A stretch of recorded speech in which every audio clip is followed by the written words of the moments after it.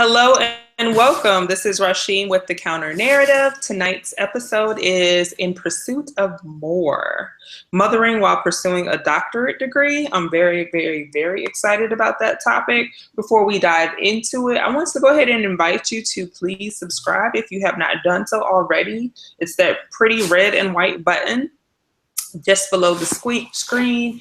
And if you are here and you are watching us live, please do feel free to ask questions, engage with our panelists, share some of your insights, information, and whatever other thing that you might feel like is relevant to the conversation. I see that we have a few people that have joined us already. I just want to say hey and give a kind of like a hello to you and just let you know that I won't be able to actually see you and know you and be able to call your name unless you go ahead and put a comment over in the chat section. You can say hi to me. You could chat with either one of our panelists. So without further ado, again, this is the Counter Narrative. This episode is In Pursuit of More, Mothering While Pursuing a Doctorate Degree. And I'm just going to jump right in and let the panelists introduce themselves. And I am going to start with Lauren. Okay. So tell us your name, your degree program, how many children you have, and where are you in your dissertation process? Oh, okay. Well, I'm Lauren, and I am a student at the University of Maryland, College Park in the Department of Family Science. It's housed in the School of Public Health, and I'm focused on maternal and child health, and that's housed in Family Science. I have one daughter. She's 11 years old. And where am I at in my dissertation process? Wow. Well, I am really just getting started, finalizing aims and meeting with people and trying to get access to secondary data. So that's where I am right now. My daughter is playing with the dog. Sorry. No worries. No worries at all. What brought you to your specific topic? What brought you to being interested in that topic? Maternal and child health. Yeah. Well, I've always been interested in maternal and child health. When I was an undergraduate student, I did research on like abortion and mental health among women. And that really just like sparked my interest. Eventually I've segued into more broader topics like racial ethnic health disparities. And within that, there was an aspect of women's health still, like infant mortality rates, maternal death rates are all higher for Black babies and for Black women. So that's what drew me to it, was the racial ethnic disparities that exist in those particular outcomes and many others. So. Okay, thank you. And next, tell us your name, your school, program of study, and where you are in your doctoral program, and how many kids you have. Hi, my name is Ronelle Matthews, and I have two daughters. They're 12 and 10, and I am a PhD candidate in the same program as Lauren, actually. So I'm at the University of Maryland, College Park in the Department of Family Science, getting my degree in maternal and child health. And as far as where I am in my dissertation process, let me tell you, this has been such a rocky process for me. So even though I am a second year candidate, I'm really just now breaking ground on my dissertation. And a lot of that is very relevant to this topic that we're talking about now, just in terms of just mothering and trying to balance life with dissertating. It's not as easy as I thought it was going to be hard, and it's harder than that. So so hopefully we'll be able to get into some of that when we're talking today. And then what made me interested in maternal and child health is actually just kind of my personal experiences of becoming a mother. It's not something that I was actually really more so interested in chronic disease, diabetes, heart disease. And then once I had children, and I started realizing like all of the things that even just in terms of the pregnancy and then becoming a mother, all of the things that I didn't know, all of the things that I didn't understand, and all the things that I started to learn as I went along my journey of, mothering my girls. And then I wanted to help other women to have better experiences and smoother transitions into motherhood. And so I'm actually also, once I finish my dissertation, I'm also going to become a certified pre and postpartum doula. Because I think it's just really important to have women. I think that motherhood or transitioning into motherhood is not really treated as the rite of passage that it is. And with that, there's not a lot of ritual and things like that around becoming a mother and mothering. And so I really want to try to help other women to have those kinds of experiences. Some of the experiences I feel like I missed, and some of the ones that I'm trying to now incorporate into my life as I learn more. But anyway, that's it. Yeah, no. I love that, and I appreciate how some of us come to like the work that we're doing and the things that we're pursuing through our own lived experiences, and it's so good for I feel like for so much of time in history, motherhood, Black women in particular have been the objectified other of research, but not necessarily centralized and able to kind of like self-evaluate that whole process and like give it from like a outsider within kind of standpoint. So I also appreciate your work from that standpoint. Yeah, because even within, and Lauren can attest to this, even within our own broader school of public health, there are people who are doing research on Black women, but a lot of those people are not Black women. So it's like it's this feeling of being talked about, but not being talked to. And so, and even just like our communities being talked about, but not really being talked to. And so, I really kind of wanted to also change that and really change the way that we look at how we research and what it really actually even means to do research. I'm a big, I always say, like, if you're saying a lot of things, but nobody can understand what you're saying, like, are you really saying anything? So I think sometimes the research it's overcomplicated, overconvoluted, and especially if it doesn't really speak to the communities that we are, in many cases talking about, and not necessarily communicating with. So. Absolutely. I 100% agree.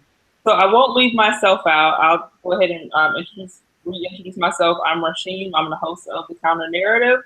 Thank you for everyone who is joining us live. And if you are watching the replay, please feel free to subscribe. If you are watching us live, please also feel free to subscribe. I see that the chat room is on and popping. Please do stay engaged with us, stay engaged with other people in the chat room. I just want to say a quick hey to Tachi, hey to Javon, hey to Stephanie. I see that there's other people out there. If you just go ahead and say hello, because I won't see your name unless you engage in the chat. So to give my, I guess you could say, background, I am currently in a doctoral program at Morgan State University in the School of Social Work. My dissertation topic is a phenomenological study on mothers of adolescent daughters or on daughters between the ages of 10 to 18. I have a 9-year-old daughter, and this process has been quite interesting. I came through my topic. I think I felt like I always knew that I wanted to do a topic on, I wanted to centralize Black women. I just didn't know in what capacity. And then I was looking at Black women in leadership and all of these different roles. And Black women we're definitely leaders in our families and in our communities. Just by the nature of the word mother, we're leading another human being and guiding them throughout life. I landed on that. I also want to let everyone know that throughout there may be other mothers pursuing their doctoral degree. And so they just may be trickling in as we go, but we are going to keep it rolling. If you have any questions and you're in the chat outside of the questions that I am asking and that we're talking about, again, please feel free to ask us if you are a person who have had a particular experience, you want to see if one of us have that experience, or if you have not entered the doctoral program and you have a child and you want to know what are some of the challenges that we're experiencing or something like that specifically, then please do ask. So getting back to our panelists, I will go ahead and start with Lauren again. I just want to ask you, what are some of the major factors in your decision to even pursue a doctorate degree? You know, you're a mom. I'm sure you probably were already in your career, had your life, situated. What made you decide? Well, I certainly ask and question that decision now that I'm going through this process.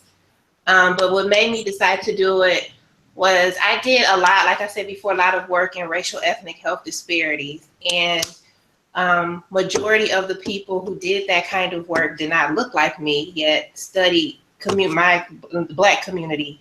And not saying that they're not invested or anything, but there are some things, some nuances that a person of color would understand. And I feel in some instances in previous jobs, I just felt like it wasn't enough, or the type of research that was being done, it just wasn't enough to me. There were so many more stories and narratives and other ways to look at data, and I just felt like that was being missed.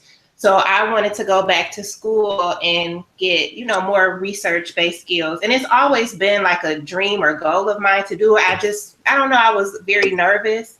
So after I finished my undergraduate degree and I went to into a master's program, I worked for a while. You got to work, you got to feed your baby, but it's always been something in the back of my mind. And especially after I started working in these spaces that were maybe not as kind to Black people or Black women in particular, it just made me want to do it even more. Not saying this PhD process is that kind either, but. And you're at a PWI, right? Yeah, I've always attended PWIs. Mm-hmm. So it is what it is, but I just feel like the expertise that I have, the lived experience, a lot of women that they would do research on, that was my life. And I just had a problem with, like, look, this is not, you can't blanket everybody. You can't make all these assumptions.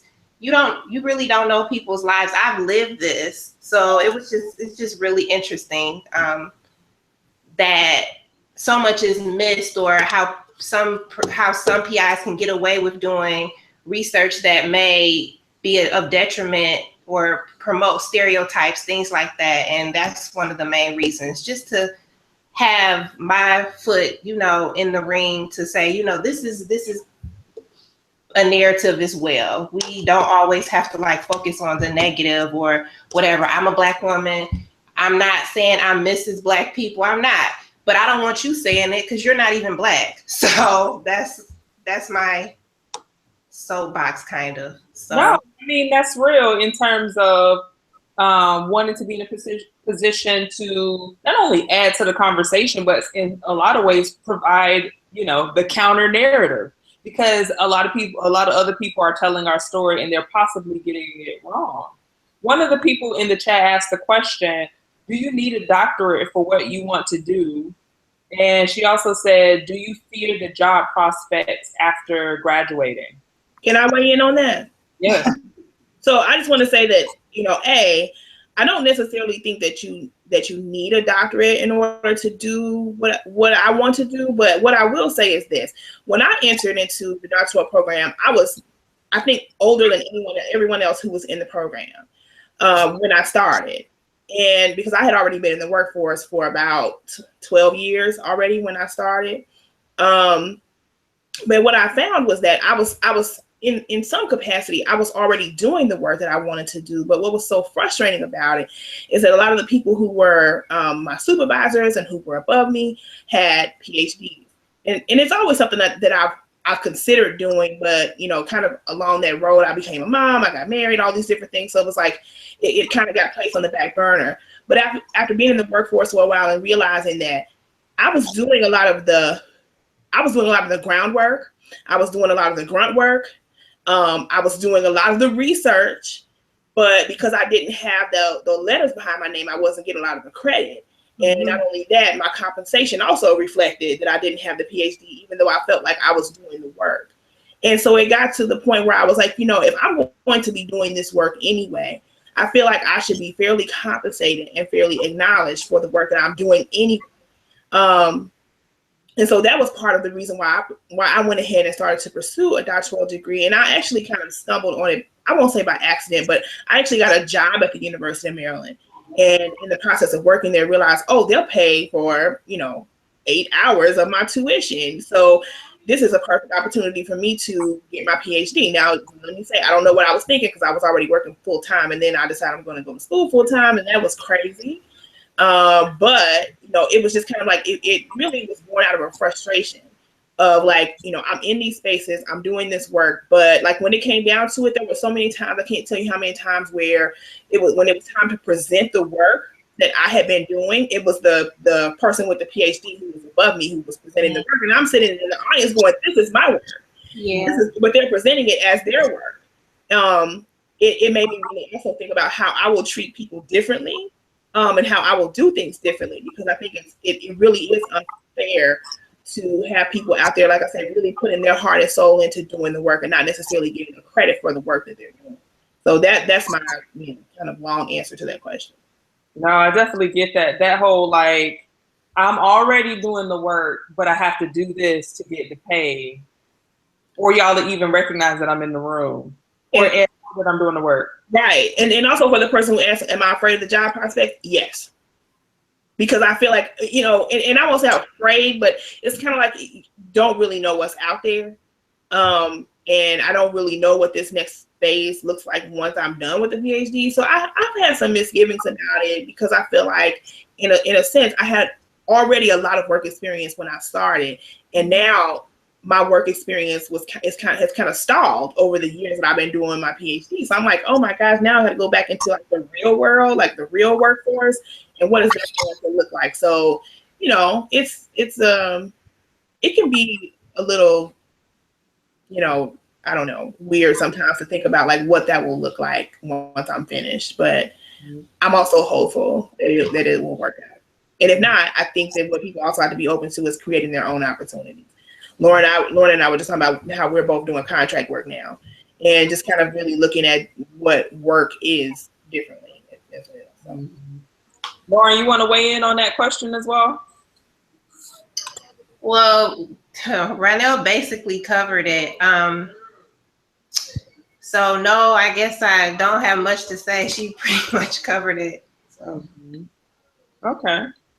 I'm gonna go back over here to the chat. The chat room is popping again. Hello Tachi, hello Javon. Tanae says, hey y'all. Rashonda says, hi ladies. Dr. Ashley Bacon says, hi everyone. It was Tachi who asked that question. Gwinnetta Curry says, hello ladies.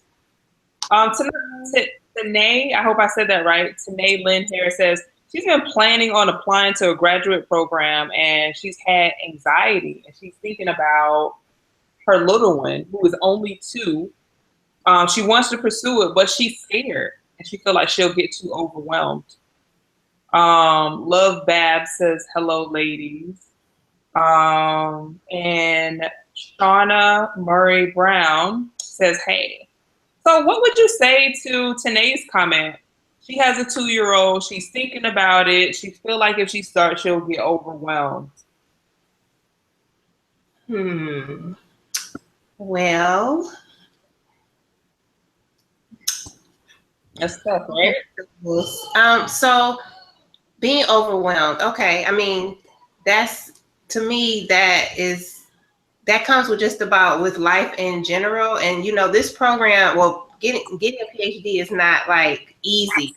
So I've been told that. I remember talking to a mentor of mine, and he was like, you have to really want to do it. So, because you're going to have moments when you're overwhelmed. You're going to have moments when you're going to want to quit and things are not working out. But you also have to keep the goal in mind and understand that this is something that you really want. And I can relate to having anxiety. Like my first year in my grad program was horribly overwhelming. Like not having a place to stay. I moved down there with my daughter. The apartment was a mess that we were going to move into. It's just a lot of different things that happened that I didn't plan for. And of course I was stressed and overwhelmed. And then I dealt with imposter syndrome, where you I remember the first day of class, and I was looking at the syllabus, and they were talking and rattling off all this stuff, and I just sat there like, what am I thinking? Why am I sitting here? Why did they let me in this program? I'm not going to be able to do this, and I'm a candidate now. And I just kind of rolled with the waves and the punches that were thrown at me, and I finally made it to candidacy. It'll be a year this month. So I mean, I know, and you're anxious, but I would just do it. Just step out on faith and just do it. And the net will just appear, trust me. Because then you don't always want to have, well, I should have done this, or I should have, applied for that program. Do it. Just do it. Mm-hmm. And I say do it, but I'll also say, I have a famous saying that I say all the time, and it says, "Women be lying." Because a lot of times we don't tell the truth about like the things that we struggle with. A lot of us, want to appear as though we have it all together, and as if, nothing is hard, we got it. And so I'm a real proponent of telling the truth. And so I'm gonna be honest. You're afraid that you will be overwhelmed, and I will tell you truthfully that you will be. Like, as we speak right now, I'm overwhelmed. I literally ran home to do this show after I ran my daughter somewhere because I feel like I have been ignoring them all day because I've been writing and working. And so I'm like, okay, I gotta get them out of the house and take them somewhere because otherwise I'm like a horrible mom. And so then I'm running back here after trying to run and grab them something, shamefully out of a drive-through to eat for dinner so I could, it's life, but it is also part of the PhD. And I can honestly say that there are definitely days when I'm like, I'm not really sure if the tax I paid for this is worth it. There are days when it really does feel like that. Like I'm like, just even kind of I'm looking at the long-term cost on, relationships and on just different things. Like has it been really truly worth it? I have those moments. I have those doubts. But I would say that overwhelmingly, on most days, I feel like it's worth it. And so it's really just being able to work through those moments when you're questioning yourself and when you're questioning whether or not it's worth it. It's important to make sure that it's something that you really, really, really, really, really want to do so that you can work through those moments and so that you can get over those times when you're not sure or when you're overwhelmed or when you don't know if you can do it, because those moments are going to happen. And I think it's important to be honest with people instead of saying, girl, yeah, just do it. You can do it. You are superwoman. And it's like, no, at the end of the day, it's going to be hard. And like I said at the beginning, it's been harder than I thought it would be, honestly. Yeah. Because I've always thought, oh, I'm just so smart and I can do it. But it's not even about being smart. It's like the emotional toll that it takes. Yeah, is that in and of itself can be overwhelming. It can be more overwhelming than sometimes the coursework and the writing and the different things that you're expected to do. So that's just being honest. And then just you think about how, putting that on top of you're a mother, which is in and of itself a job, and it can be overwhelming in and of itself. So yes, it will be hard. There will be times when you are overwhelmed. It will happen. Yeah. The thing that I would say to that too is, check your support system. Yeah. Because that's real. All of the things that Ronell mentioned around feeling guilt, not having time, feeling like you don't have time for your child. I don't have a headspace to help her with her homework because I'm trying to work on my homework. The level or degree to which you are really emotionally available for your child, because there's some aspects of the process that's very just trying on your spirit. It's very much it could very much especially when you're going through editing and trying out ideas and there's if you're a committee or whoever, no, that idea don't make sense, that's not good enough, that blah blah blah, so that whole process, check that. Know that overwhelm, you will be. Overwhelm is normal. Check how you deal with overwhelm. I would also say if you have a group of women or a cohort that you can go to vent to have your experiences with, that is helpful, because I think that there is something about the superwoman trope and mental health that makes us feel like we got to not only do everything, but take it on all by ourselves and not tell nobody about it. And not make any mistakes and do it really perfect. And it has to look really pretty with a nice little bow on it all the time. Right. There is pressure to do that. And you got to give yourself permission to just say, you know what? Yeah, you know what? My house is going to be dirty for a month. Oh my gosh, yes. I'm gonna wash clothes, but I'm never gonna fold them. They're gonna pile up in one room, and everybody's gonna have to fish them out for their clean underwear. Like, just accepting that and just saying, you know what, that's what it is right now. Like, I don't even have what it takes to make that different right now. That's what it is. And now, go ahead, girl, because you are telling my life right now. I'm so glad, because I don't want to feel alone. But and I have something to add to that. Everybody has a story. But then, so here it is. My husband's also working on his PhD. How about that? Oh, so, wow. You want to talk about support system. It's like, who supports who? Like, at what point? Because we're both crazy right now. So, it's just like one of those things where, you really have to, I think it's important to tell people what it is that you're getting yourself into. Because I think that, even like you said, just kind of like the guilt, and just feel like you don't have the time, and really wanting to, continue to be a good mother while doing well in your program. Those are pressures that you have. If you have a partner, wanting to make sure that you are still, spending time with and connecting with them, because, that relationship can suffer as a result of this process. Just, it's a lot. Right.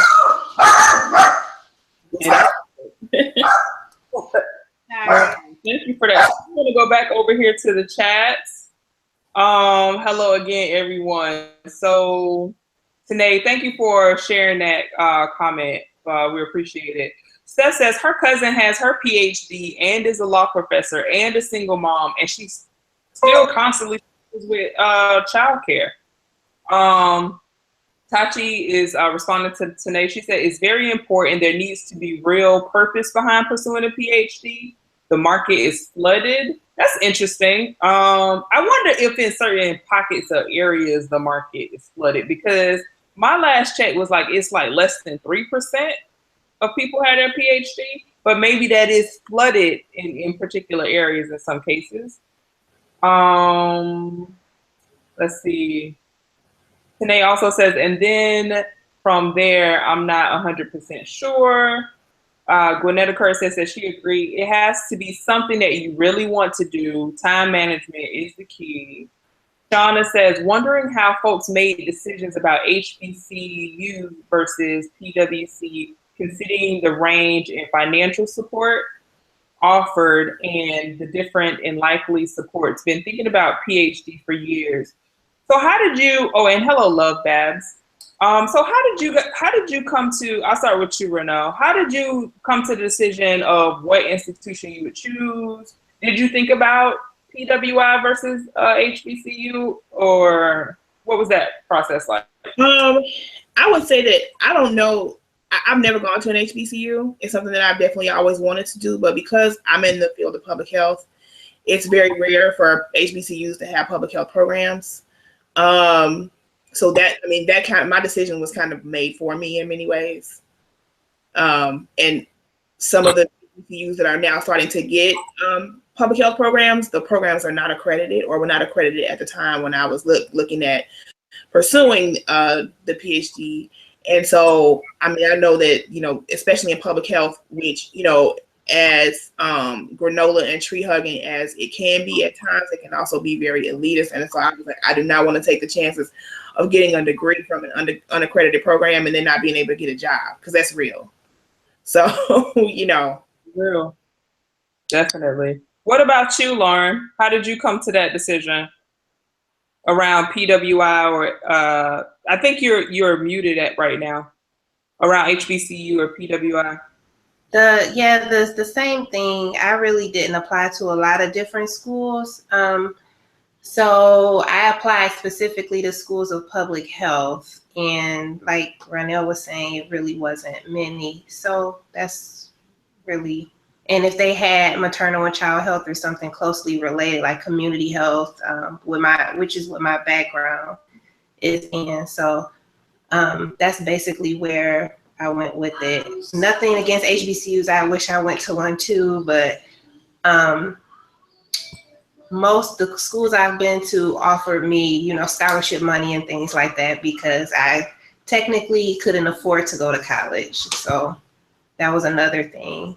Yeah, that's like funding. Who has money? Like you can, want to do this degree, but it's expensive. So yeah, it's a huge one too, and I think it's something that has to be taken into consideration. Is funding, because you have a lot of programs that will let you in, but then you got to figure it out. And I was not in a position where I was going to be able to figure out funding. Like the program that both Lauren and I are in, they don't let students in unless they have funding for you to attend. And that was important because it's like I don't have any other means to pay for it. So that was essential. Yeah. I could say for me it was a combination of things, but funding played one of the biggest roles. To be able to find an institution that I could go to, it was not only accredited but also would support me while I'm pursuing the degree. Like the institution that I'm at right now, I have a scholarship, and I'm currently on a it's a fellowship right now that I'm on. So I have a research fellowship where I also get a stipend. And that was important to me because this is the first time in my life where I have not worked worked a full-time 9 to 5 and not going to school. Like all my bachelor's degree, my master's degree, that all of those I worked full-time and I went to school full-time and I had my daughter. So this is my first time not doing that. And I think the question that was asked earlier around job prospects, I'm more scared about that because it's not like I'm already in a job and I could just like move up or get promoted. Now, like once I get this degree, I kind of got to start from scratch. Yeah. And the grind for like, I'm looking into teaching faculty positions, and the grind is real. Like, it's not just the application. It is, my teaching philosophy, my resume, what publications, presentations and all of those things. So yeah, I am nervous about that, to answer that question. So, yeah, that can be very anxiety inducing too, because I served on 2 search committees. So since I've been in the PhD program, and I see what they're looking for. And after one of those search committee meetings, I literally had to go to my car and cry because I was just like, if this is what it's like, I don't know if I will be able to, compete because, they had set the bar so high, even at the level of assistant professor. And it was just like, oh my gosh, like a lot of the people they were looking at were already coming in with large amounts of grant funding and things like that. And it was just like, I mean, if this is the expectation, I don't know what that looks like for me. So it really did make me also start to think differently too about like, do I only want to pursue academia or do I want to look at other arenas? And so I'm not leaving academia off the table, but I'm also looking at other prospects as well, because I feel like because I do have children and because I have already started a family, I don't have the luxury of saying, you know what, I'm going to put all my eggs into the academia basket. Like I really cannot afford to do that. And I've had professors say, well, if you're going to do, you want to be a professor, you want to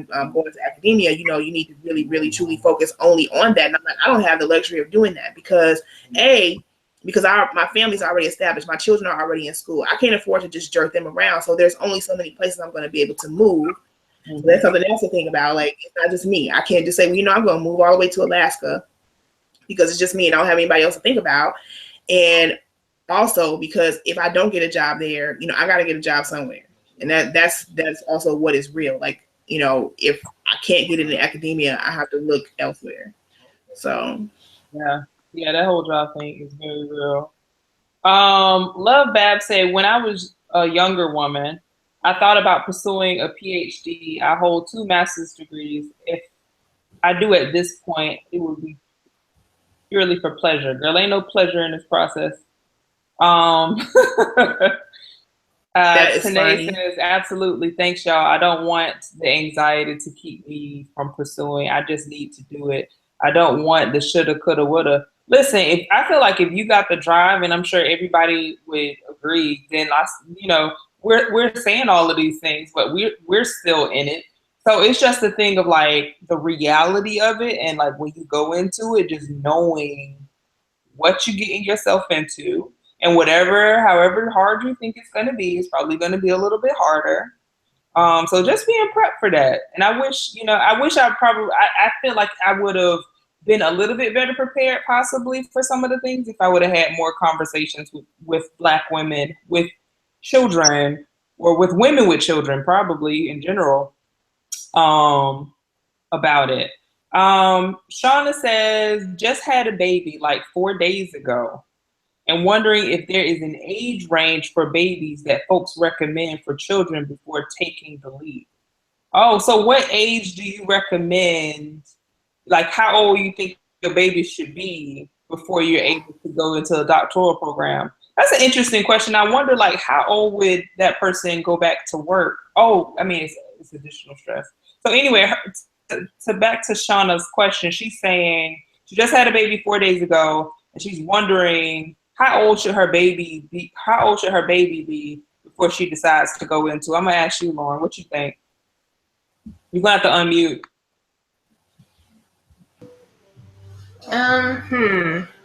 That's kind of a tough question for me because I know people who have been pregnant. One of my classmates, she's in the cohort below me, she was pregnant coming into the program and had her baby. But she also was married and have other children. Like, I'm a single mom. So I don't know, for me, I don't know if I would have a really new baby and do it. I might wait a little while, one, because, you know, the smaller babies require a lot of attention and the sleep patterns are off. But I know several people like who've gone through the program and had babies and just made it work. It's all about, you just have to be realistic with yourself and what you can do at that time. Because I know after I had my daughter, I was exhausted. I'm not gonna lie. And then this kind with the work that you have to do and dedicate to the PhD, you might, burn yourself out. I don't want to discourage you or anything, but that's just me personally. I might wait till the baby's a little bit older. So I say, I'm thinking a year or two. I really can't give anybody any guidelines on their life. I just know that when a baby's really, really small, I would probably wait a little while, but that's just me, like I said before. So I cannot say, because I think it just kind of depends on how you adapt to being a mother, because you are going to be exhausted in the beginning, of course. But I do wish that I would have started when my girls were younger, actually, because I think that because I started when they were already like in school and kind of established, it was a little bit tougher because they were involved in activities. And, whereas with a baby, you kind of determine the baby's, where they go and what they do. Now, you can't control their sleeping patterns, but you kind of control where they go and what they do. With the older kids, it's like if they're in ballet or if they're in, whatever activities. And then on top of that, they have homework and they have school activities and they have recitals and things like that. So you're trying to balance all of their activities with your activities. I definitely wish I would have done it when they were younger, before they got really active, like in school and other outside activities, because it's still a balancing act right now. So yeah, I could say that in my cohort there was someone who came in like 8 months pregnant, and she seemed to handle it fine. Like, she had her baby and went to class and everything. There was another young lady who she came in pregnant, had her baby, got pregnant again. Now, the thing that I will say about both of these women is they had husbands and strong support systems. And I don't think that they had like a job outside of them just going to school. So they had I think they had a little bit more headspace. They had a little bit more flexibility. They had somebody hands-on at home with the kids. So I think some of that is just going to depend on the level of support that you have around your child. Because if it is a situation where it's just you, I wouldn't highly recommend it. I would say get a team. You know what I mean? I would say you are the CEO of your life. Get a board of directors. Get somebody to come in and play scrimmage, because I I'm definitely gonna feel like at the end of my process that I know that I didn't get it by, like, I did the work by myself. I passed the comps by myself. I'm writing the data, the information, doing the research by myself. But there are people, whether they're people who I could call and vent to, who get it, because it's not everybody's gonna get it. Who you typically bang with. People who I could talk to, who's like, there's no judgment. It's not like, oh, I thought you were stronger or smarter than this. Oh, I can't believe you're crying over this. Or even just somebody to babysit, not even for you to go out, but just for you to go to sleep, you know? Yeah, I mean, I think that cannot be underestimated, having that support system, and even just kind of the people outside of your house, because at some point they're going to get sick of you. So you need to have some friends and some other, even like you said, other women. I know that, like, definitely Lauren and I had supported each other a lot. When I was doing comps, she came over and did my daughter's hair because she was looking like a chia pet and I didn't have time to do it, so it's just like, even just, it's true for Lauren, she's over there laughing, but, like, just even having those kind of things, like just those little things of, like, come over and I cook dinner, you can come over and cook, eat, because I know you didn't have time to cook. Having those kind of supports in place, it's very important, even just emotionally, even if it's not just taking the workload off, even just kind of like having kind of an emotional, support system in place as well. Yeah, that's definitely real. So I'm going back over to the chat. If you are just tuning in, this is the Counter Narrative. Tonight's episode is In Pursuit of More, Mothering While Pursuing a Doctorate Degree. We're joined by Ronell and Lauren, both mothers in doctoral programs. And so if you have a question, please do go ahead and type it in the chat.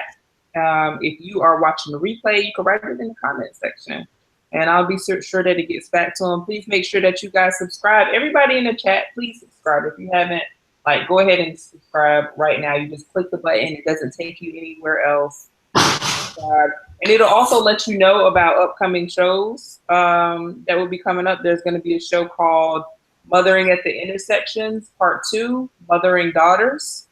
That's going to be lit. I might ask Lauren and Ronell to come back for that one. And there's also going to be Mothering at the Intersections, Mothering Sons. So check that one out. So now to the chat.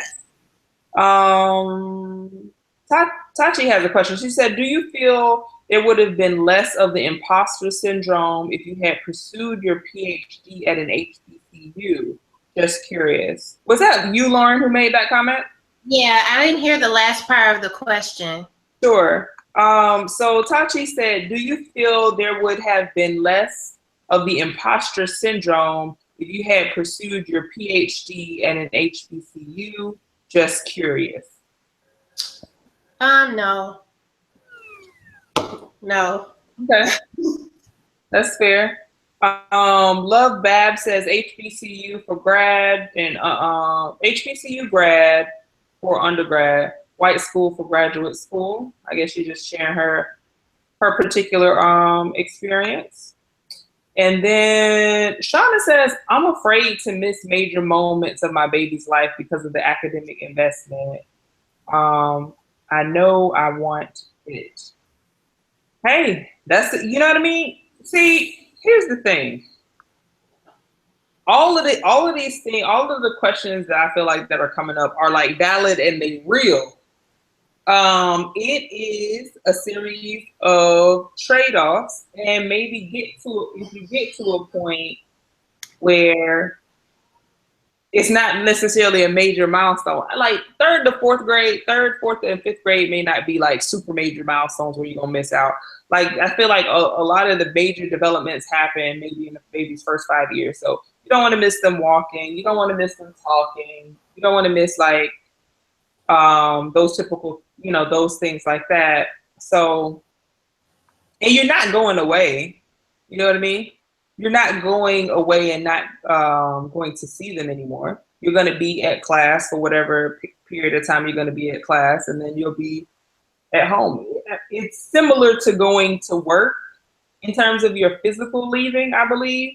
I think the thing that's different is the mental space that it takes up in your brain. That's more of the difference. I'm guessing. That's what I was gonna say too. Is that I mean, it's really no different than if you go back to work after you have a child. Of course, when I was not at school when my girls were younger, but I still had some of those same worries because I did go back to work. I had to go back to work. There was no, it was not an option.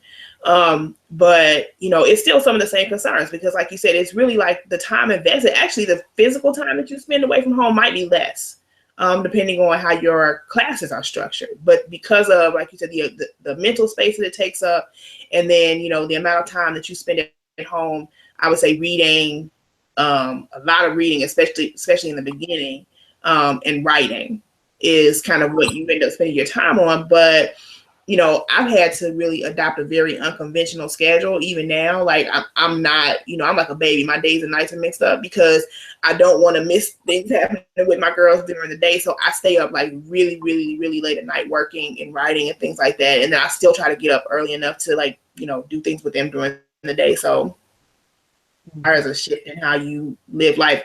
I definitely don't have like an 8 to 5, 9 to 5 type of schedule. It's not like that. Yeah. I get things done when I have the space to get them done. So, yeah. Rashonda Johnson says, Ronell, yes, the emotional toll is extremely overwhelming. Javon says to Tanae Harris, I would suggest you keep in on your purpose.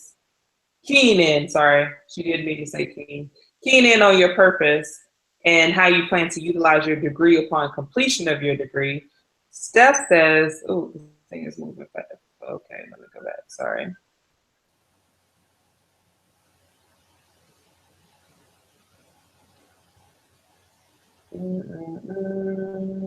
Where is that in the chat?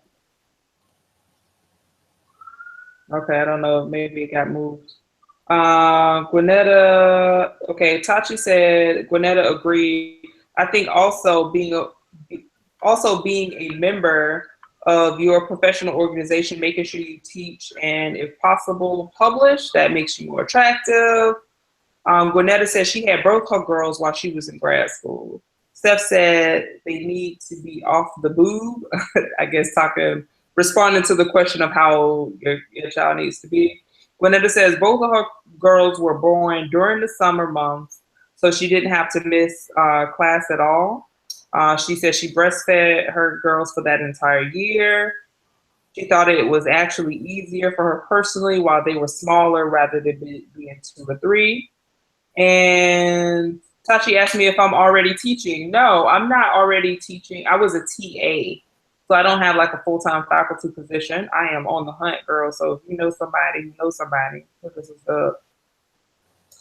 Tachi also says, we'll also consider that U of M is a research-intensive institution, maybe looking at a teaching institution where the focus is on teaching. So your research record won't be weighed as much. Shauna says, thank you very much. It's a lot of communication in the chat back and forth. I want to say something about what somebody said about I think she said honing in on your purpose so you'll be more marketable or something like that.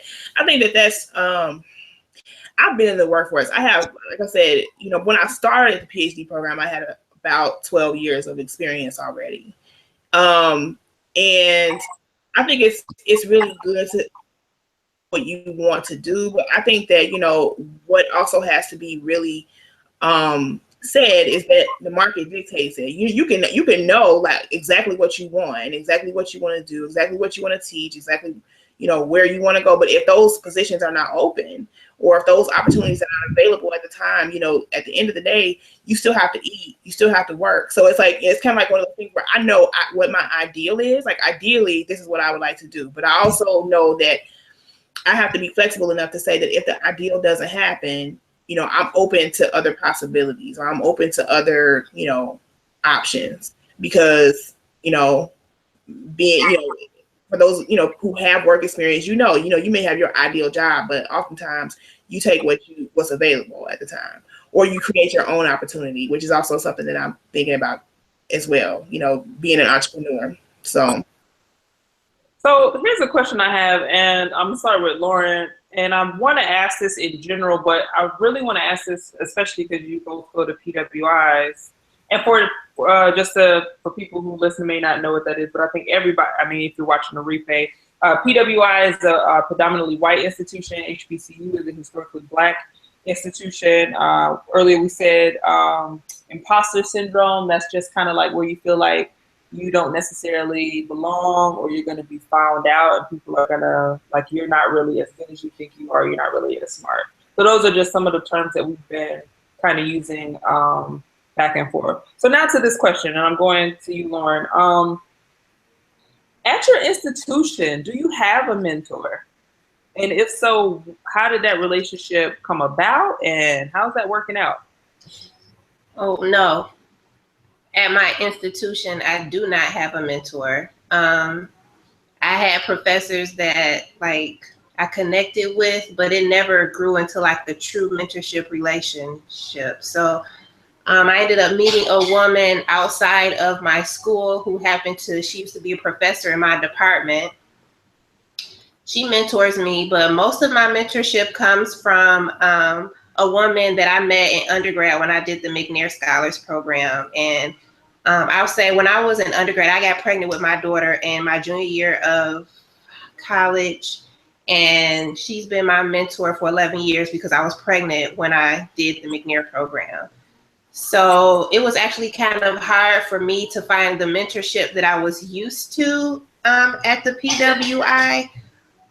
So I started to seek outside people to connect with. So I know in my department, some people connect fine, but I know for me it was a struggle. So you did find a mentor elsewhere, but just not in your institution? Yeah, I found a mentor elsewhere, and she's been great. Like the contract job I have now is because of her. I used to work with her. She also was an entrepreneur and did work in the community evaluation-based work. And I worked with her before. So I was very grateful to have met her. And it was a closer relationship to what I had with my mentor here in Michigan. So I appreciated that, because at University of Maryland, like, they're well-intentioned, but definitely did not have that mentoring role that I had experienced in the past. So what do you get out of your mentoring relationship, and how specifically has it helped you in your program? Well, it's definitely helped me. I'll tell you this short story. So a couple weeks ago, my mentor that I had in undergrad, we communicate quite a bit through text. And she texted me and she said, you need to call me as soon as possible. And I said, oh my gosh, okay. So I called her, and she told me that she met a woman in my department that I used to work for. And I'll tell you, I was at a crossroads with this degree. So I took a year off. Right now, I'm not enrolled in my program, and I'm returning in the fall.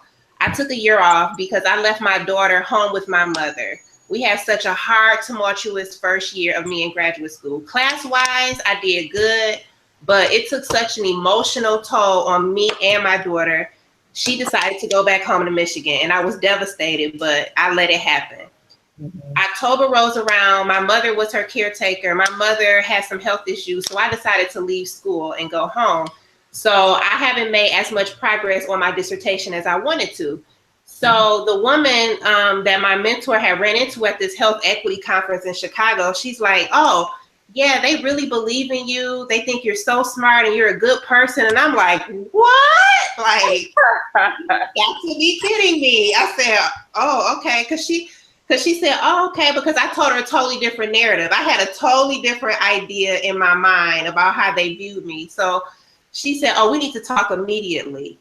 So now in a couple weeks, I'll be meeting with a woman at the state of Michigan to talk about data sets in order to help me finish my PhD. And that's all because my mentor had a conversation with this random lady. Well, the lady I used to work for her at this conference in Chicago. I'm like, how did I come up in a conversation? Like, really? I just thought it was really weird.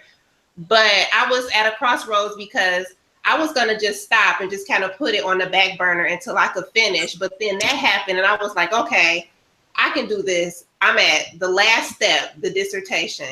And my mentor has been there rocking with me like solid, and we're going to get together and get this data going, and I'm going to be done. So it was just like a lifesaver for me. She was a lifesaver for me. And that's what I look for in a mentoring relationship. She's prayed for me. She was there when I delivered my daughter. I used to work in she used to be a professor at Michigan State, which is where I did undergrad. And she would watch my baby for me in her office. And while I would go and work, I worked in a basement lab with rats, so I couldn't have my baby down there. But I couldn't always afford childcare either.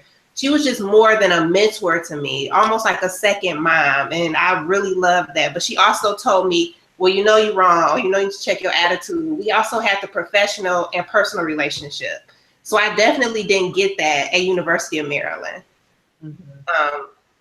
Yeah. Always outside. So sorry for being long-winded, but no, you're fine. You are fine. Not too long at all. Rashonda said, Lauren, even though you're not enrolled, keep reading and writing.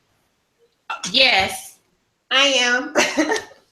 I just got caught in the weeds with how to measure my variables and figuring out which data sets to use. But I've been doing that all along. But I am one of those people who will get overwhelmed and just like, okay, you know what? I'm going to back away for a second. But I backed away and like got a job and did a whole bunch of other stuff, had another family issue come up and I was dealing with that.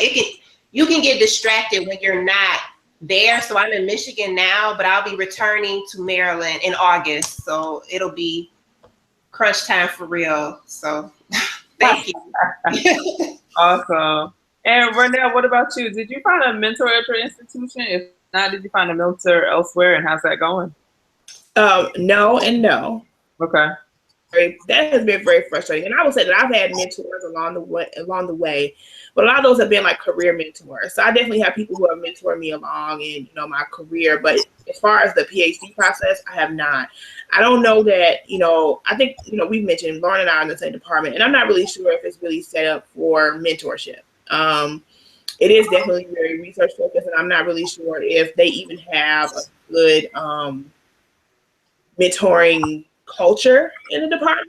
I guess that's the word that I would use. And so I think that that's also something that I will say too, is that as you're applying for programs, ask that question. Ask if they have kind of a culture of mentorship and a culture of mentoring in the department, because I think that that's important. And that's one of the things that has been a little frustrating about this process, is feeling like I've had to figure out so many things on my own.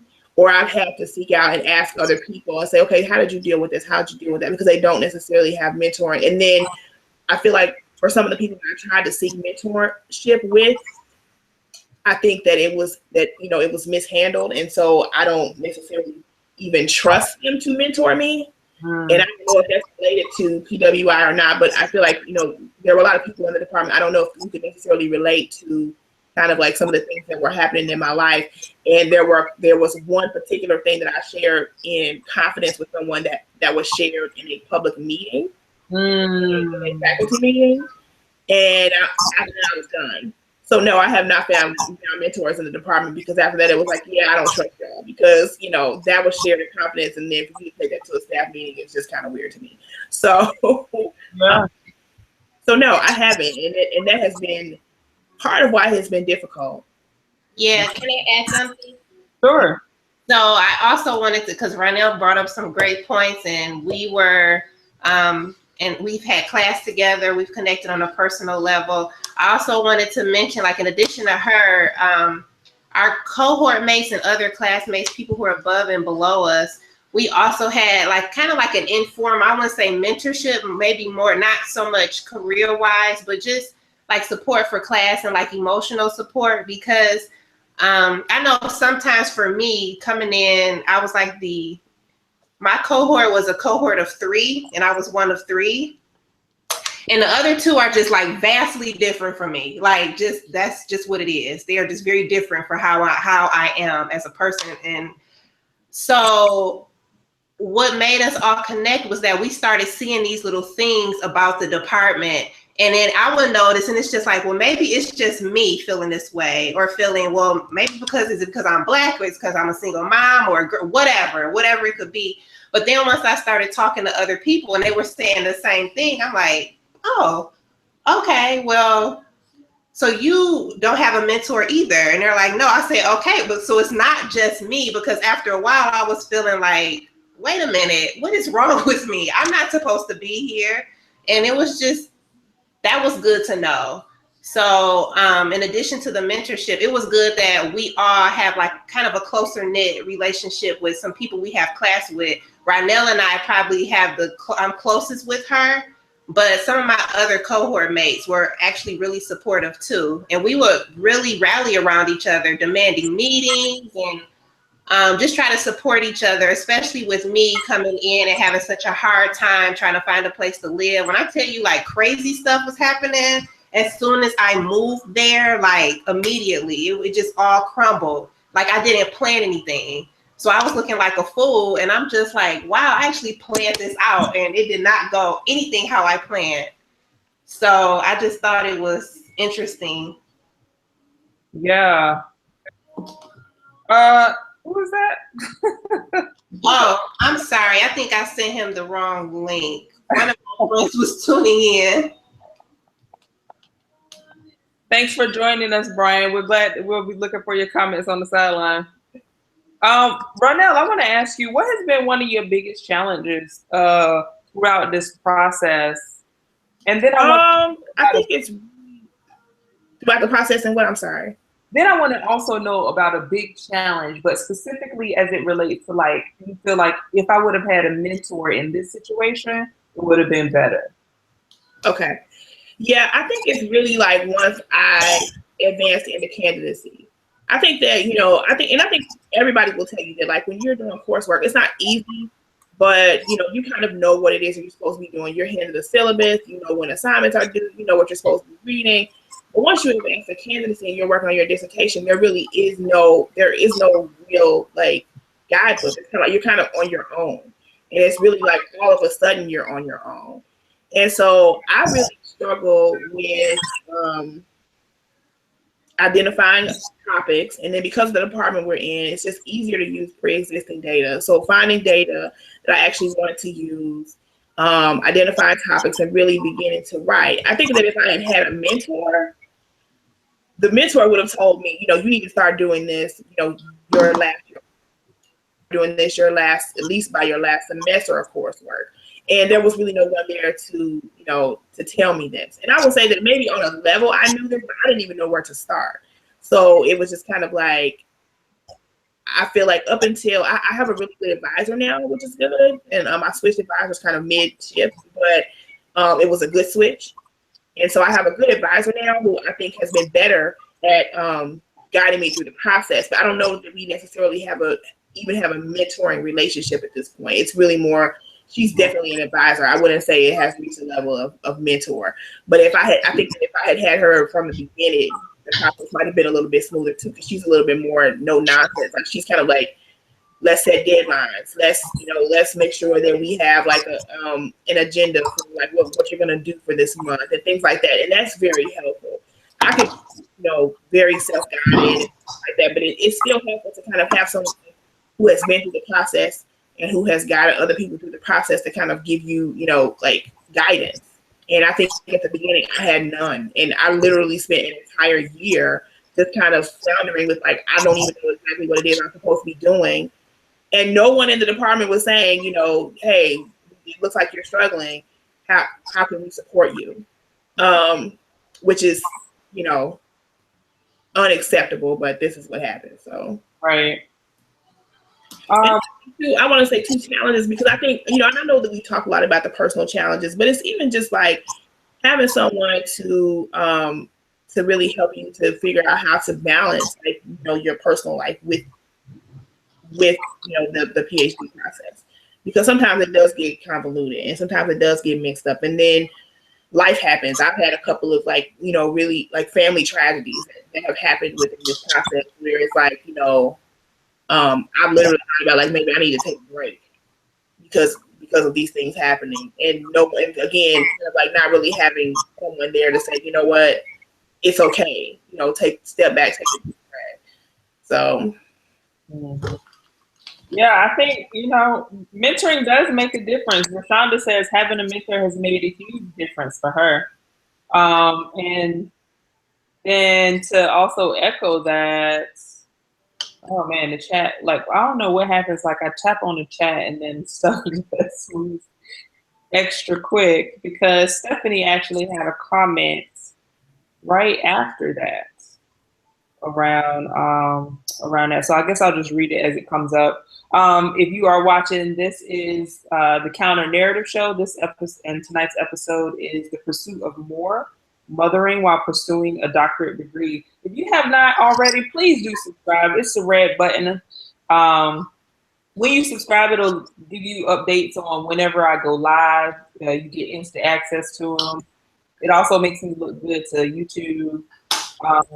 And they promote my videos when I do that. And I really want the content that we are talking about tonight, I really want it to be promoted. I really want to add the counter narrative. So the more people we can get to subscribe and engage with this information, the more we can start being part of the ways to shift the needle towards narrative. So I'm going to just start wherever in the chat. Kente says hi. Hi, Kente. I'm just going to start from Gwinnetta. Gwinnetta says, did anyone feel that they were left out of opportunities offered to other graduate students because you had a child? Yes. Absolutely. Okay. What about you, Lauren? Yeah, definitely. Yeah. And I think, and I will say that, you know what, definitely. And I think that, sometimes there's an assumption. Yeah. That you won't be able to, or that you won't want to, or that you won't be able to be as committed. There's an assumption without the ask. And that's frustrating. No, I mean, that's so real. Yeah. That is so very real in terms of, she's not going to be able to. She got a kid. Like you can't, almost like you can't tell and say when you got something else to do. You know what I mean? Like you can't manage your own time. I think I had the double whammy, because not only did I have two children, but then I also came in where I had just as much work experience as some professors. And I think that, it was more so, I think there was an assumption. I felt that there was an assumption that I didn't need as much. I didn't need as much mentoring, or I didn't need as much outside experience because I had other experiences. Because, I may have work experience, but I've never done this before. So I still need, opportunities within this realm. Even though I've had opportunities in, outside of this, I haven't ever done this before. And I don't know that I was as vocal, I would say, as I should have been about that either. So. That's interesting that all of us have had that experience in terms of missing out on opportunities because of being a mother. I'm not totally surprised by it, but what's interesting is what happens is because there are environments that we might go into reluctant to let them know that we're a mother. Well, you know what's ironic about me and Lauren's situation is that we're in a maternal and child health program situated in a family science department. So you would assume that it would be more family friendly. And I would say don't necessarily make that assumption. And it's really sad to say, but that's just the truth. It's like, you all study families, but I'm not really sure how well you understand families and what it means to have a family. You're writing about families, but how many families have you actually talked to? Because this is not necessarily how you handle family. Like I've definitely had situations like that. I've even had people like, I don't know. I don't like people assuming that my children are going to be an impediment. And I've had people make comments as if they are. And I've had to say, like someone says, I know your children make it hard for you to do this program. And I'm like, So my children don't make anything hard for me. My children make my life easier. Now this, you know, the children don't make anything hard. This program might make certain things hard, but my children don't make things hard. You know, so I've had to like kind of like turn it around because I think that I don't want it being viewed as an impediment. Right. I love that. I love how you position that too, like in terms of, because I think that's exactly what it is, because a lot of times it's not necessarily the children so much as it is how other people are responding to you having children. Mm-hmm. I remember there's two incidences that I remember. I mean, there's been plenty, but there's two are the most recent that stands out to me. One, I was late night. There's a area in our department called a PhD room. So in the PhD room is basically where people just like, they just go to study or whatever. So I was in there studying. I had to be in there for like 8 hours straight, just like grind and read and look at the art like on it. One of the professors passed by. Now, the time that I was in there, I had been there from 8 o'clock in the morning, and it was just on 4, right? 3, maybe a little bit before 4. And they passed by and they said to me, "You're doing a whole lot of studying. Where's your daughter?" And I'm like, what? Like, first of all, she's 9, so she's in school, like it's school time. Secondly, she has more than one parent. 3, why are you like? If I was a male student, would you be asking me No. the level of studying that I'm doing versus where my child is? And it made me feel like they were unable to see me as a scholar because all they could see is that I was, you know, a mama, you know. And of course, yeah. So that was one incident that just reminded me of how people look at children as an impediment. But another one was, I was actually at the National Black Social Workers Conference. And there was a woman, and the conference, if anybody has ever been to a conference, it was Shade, Stephanie. If anyone had ever been to a conference, you know, conference is like 3 or 4 days or whatever. So I'm at the conference, and another woman asked me, "Yeah, you're doing a lot of volunteering. It's great. The conference is going really good. Where's your daughter?" I was like, my daughter has 2 parents. So it's just like really frustrating how we have not only made children an impediment, but we have also, we can't see mothers as scholars if they have children. Yeah. Right, but I just feel like if I was a guy, I wouldn't be asked where my kids are when I'm out here in academia or out here doing my work. Like, what are you doing? So I think it just speaks to how we're seeing these spaces. Mm-hmm. I didn't ask Lauren this question, so I want to ask you, what has been your biggest challenge in this PhD process? Mothering while PhDing? Really trying to balance it all. But I have a very understanding child. It's like we've always adapted to all the different things that's happened. Like, she came to Maryland with me. It was hard. She went home. I stayed there by myself, and I think I was the one feeling worse about being separated from her than she was. And I had to realize how resilient kids are. She's definitely resilient. And this process has revealed a lot about myself. So my daddy will always tell me, you know, you need to calm down. You just need to calm down. And you are so hard on yourself. And I'm like, yeah, whatever, Dad. So he's absolutely right. Like, when other people, like, that's my dad, and some other close friends will tell me the same thing, but they know me. But when other people, like, I'm in this program, and they're telling me, you need to give yourself credit. It's okay to speak up. I never did those things. So I realized that about myself. Like, I don't need to confirm it with other people, but being in a PhD program, they're going to come for you. They're going to expect you to say and speak up all the time. And that's not my personality. If it's been somebody asks a question and it's already been confirmed in my mind, I say, oh, okay, that's it. And then they say it, that's fine for me. I do not have to talk and run my mouth and do all this extra stuff. But apparently that's what you have to do. I need to be out there more and stop being so withdrawn and have my cards close to my chest. So that's the challenge for me, just stepping out of that box, trying to manage it all, trying to get over imposter syndrome. Other people are starting to notice that I do good work, but I feel like, oh man, is this going to be good enough? Or is this going to work out?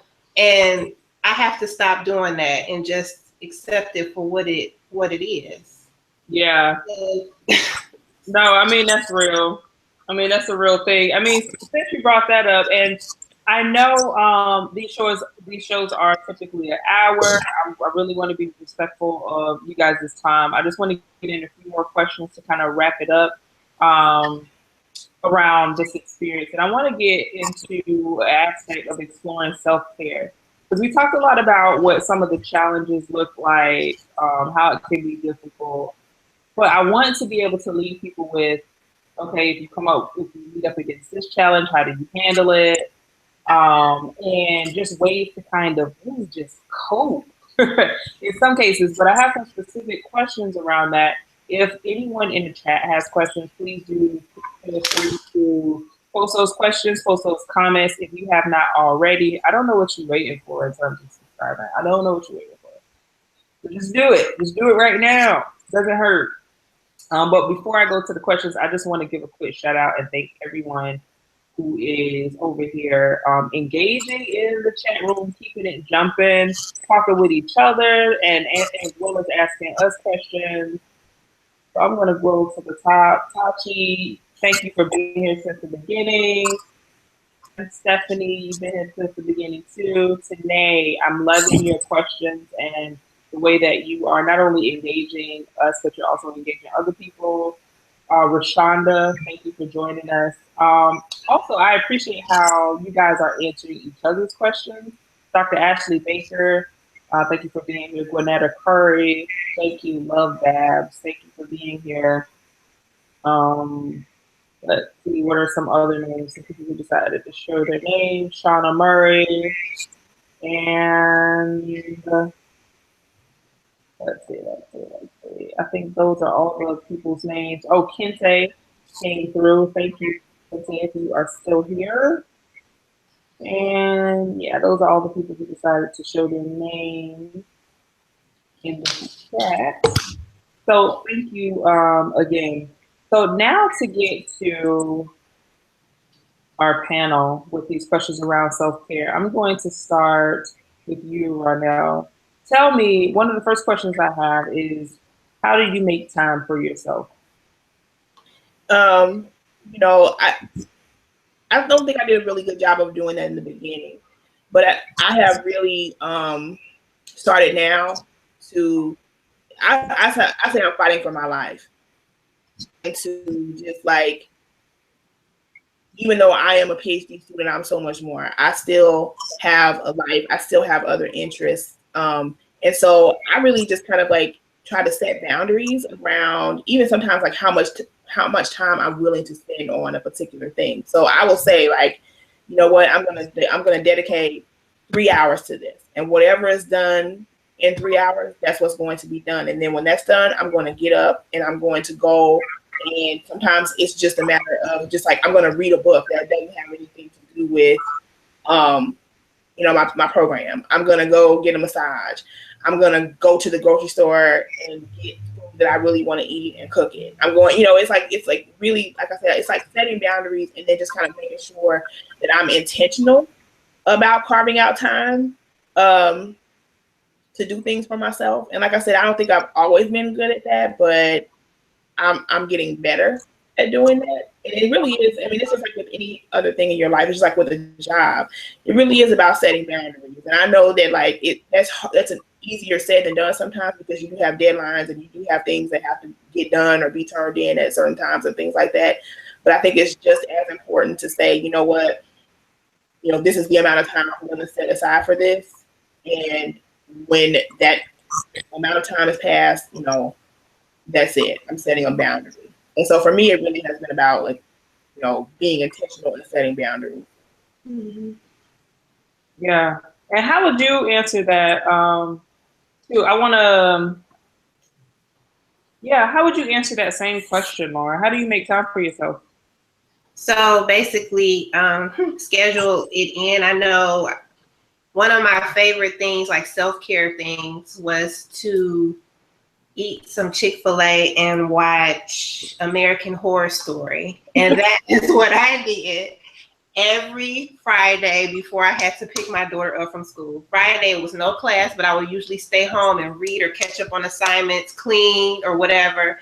But I carved out that time every Friday. I went to get Chick-fil-A. It was down the street from my apartment, and I would come home and watch American Horror Story and just not think about babies, kids, classwork, none of that. I would just sit there and just be in that moment, and I loved it. So I would definitely schedule time, but also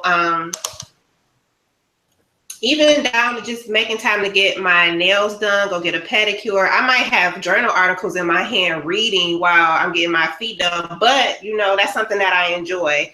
So I would definitely carve that time out or kind of multitask. So that's what helps me. Just try to keep it simple. I mean, I am on a grad student budget. It's not like you see people on social media traveling and doing all this stuff. I might not be able to do that, but just some smaller things, self-care things that I like to incorporate, that helps. Because there was a time where I wasn't doing anything at all, and that definitely did not help. So, yeah, it's really important to do that, and like that's why I say I call it fighting for my life, and it's really just kind of like fighting for the to have space for the other things that I love and the other things that I enjoy that really make it feel like I'm living. Because I can be honest, sometimes when you're doing this PhD stuff, it does not feel like you're living. It feels like you don't have a life, and so so it's like I really find it extremely necessary, which is why today I knew like I only had an hour and a half before I had to be back here to do the show. But I was like, you know what? I promised my girls I was taking them somewhere. We're gonna get in this car, we're gonna go somewhere. I don't care if we just drive down the street and roll around the corner. We're gonna get out of this house and we're gonna do something.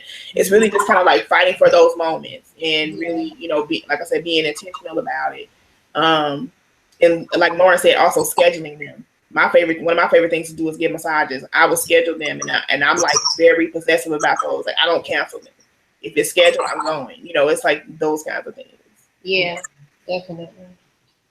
I love that. I love all of those points. I don't know if everybody got those, but like scheduling time for yourself, like not being like as I tend to do. Like I'm gonna get all the stuff I need to do, and then if I have time in between, I'll try to squeeze in this little thing. But I like the whole idea of prioritizing your time. I want to ask you, Lauren, who or what? Uh-oh, what was that? Oh, sorry. Lauren, I want to ask you, who or what gives you the most support?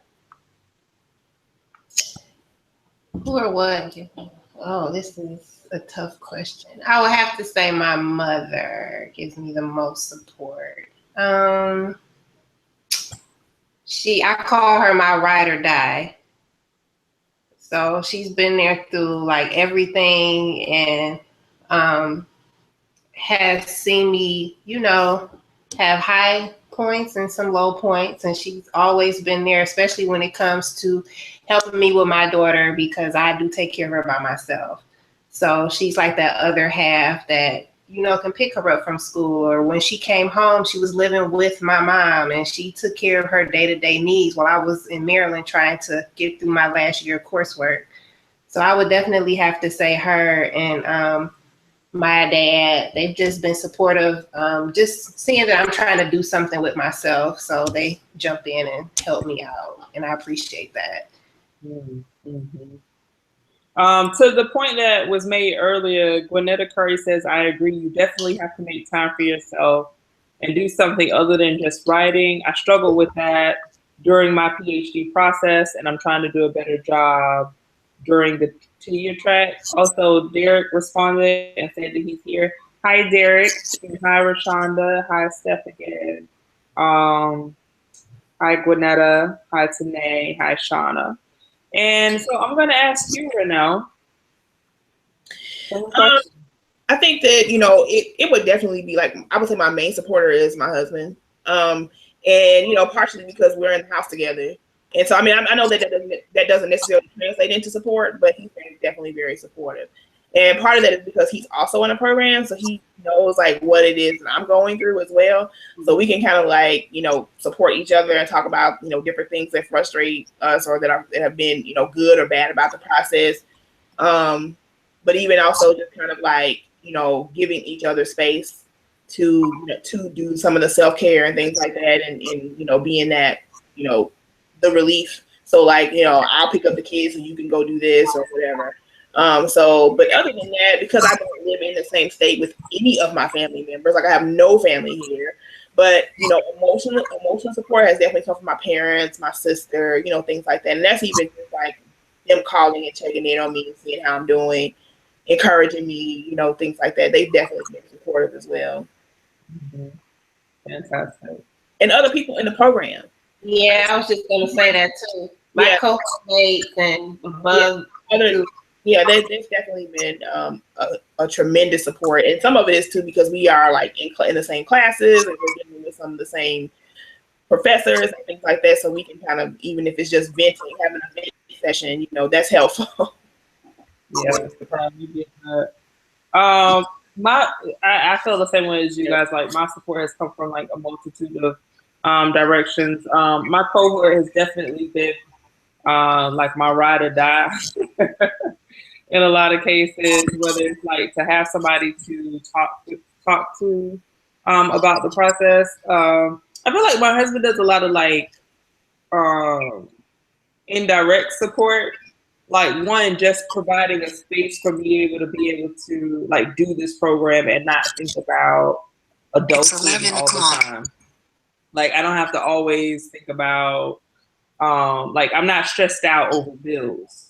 You know what I mean? Like that in and of itself is a level of support for me. Like I'm just not really stressed out about that. Or you know, I'll be gone for the weekend to a conference, you know, and in the ways in which he steps up. Or, you know, when I have these shows and he shows up and says, "Hey, I'm watching your show." All of those things, or just letting me vent to him about the process and things. So that is for me, and who gives me the support, and I find time for myself. I don't know. I'm still working that out, really. So I have two more questions, and then I'm going to let you ladies go because you've been amazing. We've like used up a lot of your time. You're pursuing a doctorate degree, and you got babies. So I don't take it lightly that you're here. I don't take it lightly that you spend all of this time. We probably thinking about writing and some parent teacher conference and did I do this right? And I need to say, you know, so I don't take it lightly, and I want to. I haven't had dinner yet, and it's 11:00. Right. So let me just make it one question. No, it's fine. I was joking. Okay. So we talked about a lot of the challenges around this process. I'll start with you, Renelle. What keeps you going when you want to quit? Interestingly, it has varied depending on the point that I'm in the program. You know, I would say that now my biggest thing is that I've already invested so much time and emotional energy and money and brain cells. It's just like, you know, I've invested so much, I can't turn back. That's kind of where I am now. And I know that probably sounds kind of sad because I should be motivated by more than that. But at this point, it really is, because I can't tell you how many times I've like quit in my head. Like I've had the fantasy of like calling my advisor and saying I quit. You know, I can't tell you how many times and like it being such a triumphant moment, not a sad moment. Me being like, I quit, I'm done. But you know, then I think about like not only for me, but I feel like even, you know, because we're talking about mothering, even I feel like my kids have invested in this process because they have had to give up, you know, parts of me, you know, that I have invested in this program. And so it would be kind of unfair to do that and then to say, you know what, I know I did all of that, but I quit. I feel like I am, you know, demonstrating for them, you know, how you persevere through hard things and how you don't just quit just because things get hard, and how you don't just give up just because sometimes things get hard, but if you really feel like it's worth it, then you stick with it. And I'm always telling them not to quit things and to try new things. And so I feel like if I quit, what message am I sending to them? So it's really like how much I've invested, and then just kind of wanting to, like, I guess, be an example for them. And then also because ultimately, I really am passionate about the work that I'm doing. I really am passionate about helping Black moms, as I said in the beginning, in their journey and in their rite of passage into motherhood. I'm passionate about it. And so it's like, I even think about, like, I feel like it's not just, like I said, big picture. It's not just I'm getting this PhD. I feel like I'm really like answering a calling. If it is really for me, process in terms of the work that I'm doing. So I'm not gonna also give up on that I feel so passionate about, even though sometimes the process of getting there can be frustrating. Awesome. Fantastic. I definitely dig that in terms of, I've invested it too much. My family has invested too much. I care about this topic. And I'm pushing through. So the same question for you, Lauren. Yeah, I'll have to say the same thing. So of course it was different stages of the process that kept me motivated, but mainly it was my daughter. And it's so funny because when I came home, I had taken a job, and my boss, her husband, she has her PhD and her husband doesn't. He decided to stop. He didn't get it. And I have a coworker who decided to stop as well. So she was just introducing me to them and saying, well, it doesn't really sound like you want to do it. And I said, okay. I said, I wouldn't say that. I'm just a little fried right now, just kind of burnt out and overwhelmed. Like we discussed this process is something else. It taxes every aspect just of your life like it does. And you should be prepared for that. And I will say that I wasn't fully prepared, but I'm moving through it. And my boss was telling her husband, like, well, yeah, Lauren is in a PhD program, but she doesn't know if she's going to finish. And he looked at me, he was like, you have to finish. He was like, that's one of my biggest regrets. And I just looked at her and kind of rolled my eyes, but whatever, that's a different story. And so I look at situations like that, and then I look at my daughter and her watching me constantly doing any and everything that I do. Like she crosses her legs the way I do. She tries to put on lipstick. I'm an adult. She's not, whatever. She told me that, she says, no, you need to finish. She says, you've invested too much. And I'm like, look at this 11-year-old little girl telling me I need to finish. So it's just coming from everywhere, like the different stages of me wanting to quit. But people are like, no, you're basically like dissertation. That's it. But that's a big step. But still, it's not like I have to go through 2 years of coursework. It's a different beast. I'll say that. But definitely my daughter has kept me going. And just those, to me, I call them those moments that God wants you to experience or hear, like from random people you might not even have a relationship with. Like they'll just say something and it was specifically meant for you to know and understand. So absolutely. No, I definitely hear that. All of those reasons for you guys to keep going. And I definitely heard some similar reasons in terms of, it's interesting how people feel like our children are impediment in the ways in which they motivate us to want to do more, to want to be better, to want to model certain behavior, and to want to accomplish things for them. You know what I mean? Like, I believe that's a lot of motivating factors. So, okay, this is the last question. I feel like we've actually given a lot of advice to just in and out to mothers who are interested in pursuing the doctorate degree. So what I want for each of you to answer, I'm gonna start with you, Ronell, is for those who are watching right now, or for those who are watching this replay, and they have a loved one who's in the doctoral program, and they want to support them, what's the best thing or the best way that they could support a mother, a woman, even if she's just a woman and not a mother, in the doctoral program right now?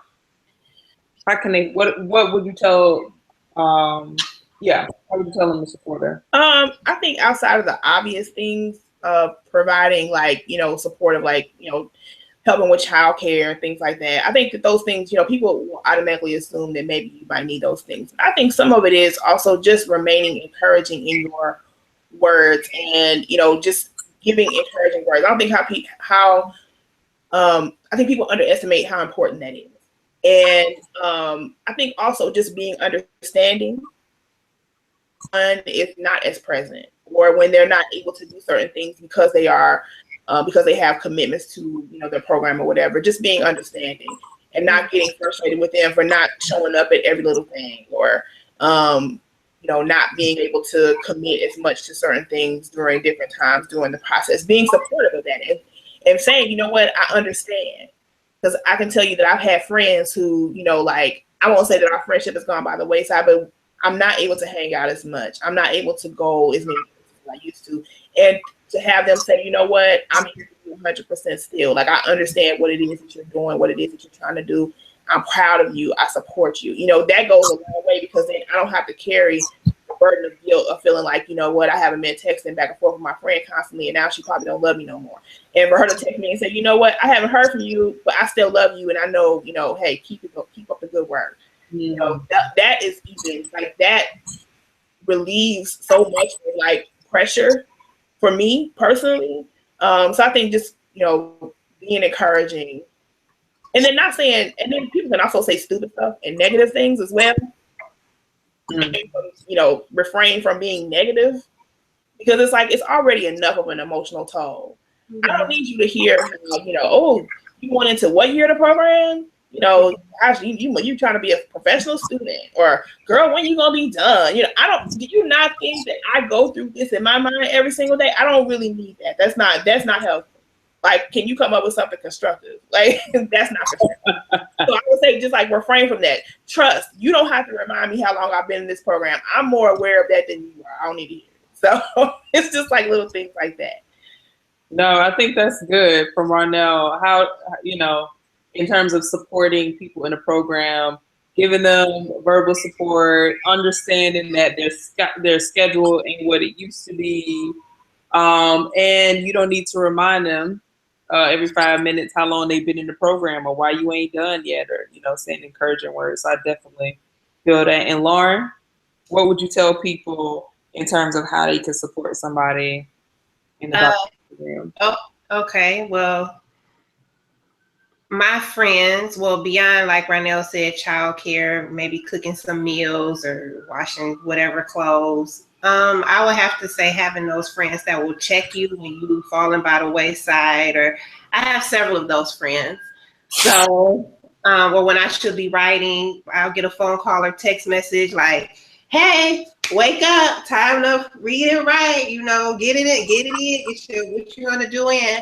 But I had one friend who I called her like my dream holder. So when I couldn't see like a light at the end of the tunnel, she was right there telling me like, I believe in you. You can do this.